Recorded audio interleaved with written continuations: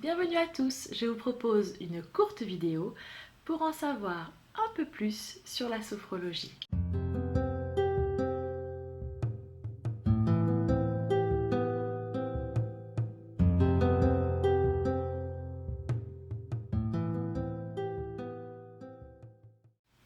La sophrologie a été créée dans les années 60 par le professeur Caicedo et c'est avant tout une méthode scientifique.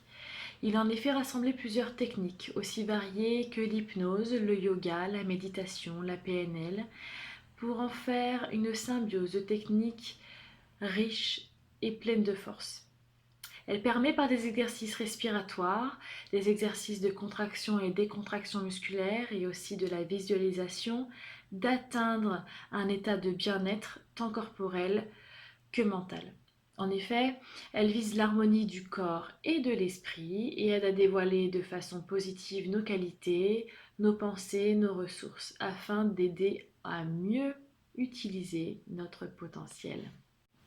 Qui dit exercice dit forcément pratique. La sophrologie se vit et s'expérimente car chacun d'entre nous, de par notre personnalité, notre sensibilité, notre vécu, en fera une expérience personnelle.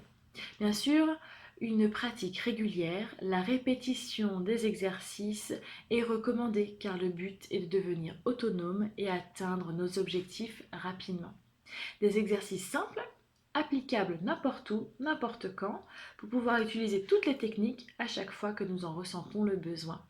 La sophrologie est une thérapie courte et souvent quelques séances suffisent pour obtenir des résultats efficaces. Il ne faut pas d'aptitude particulière pour pratiquer la sophrologie, hormis, je dirais, la motivation.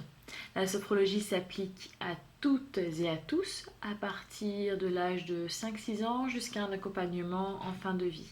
Étant donné que la sophrologie agit sur la conscience, la seule contre-indication qu'on pourrait en donner, ce serait pour les personnes souffrant de certains troubles psychiatriques où l'avis médical est fortement recommandé.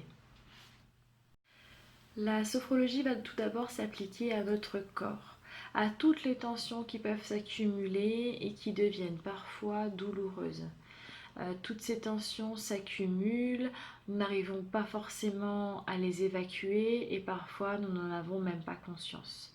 Donc on va apprendre à notre corps à évacuer toutes ces tensions et ces tensions sont souvent liées au stress, à nos peurs, à un sommeil parfois difficile et on va donc apprendre à se détendre.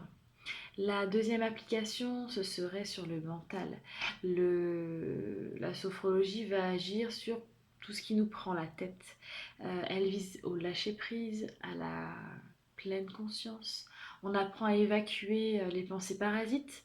Elle peut nous aider dans la préparation mentale face à un entretien d'embauche, une compétition, un examen, ou même à des changements de la vie quotidienne tels que le mariage ou les décès.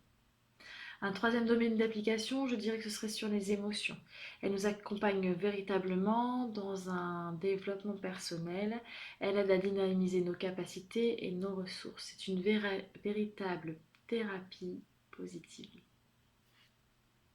En bref, pour mieux comprendre ce qu'est la sophrologie et toute sa dynamique, c'est l'expérimentation, car elle va s'adapter à votre problématique. Alors n'hésitez pas, faites-en votre propre expérience.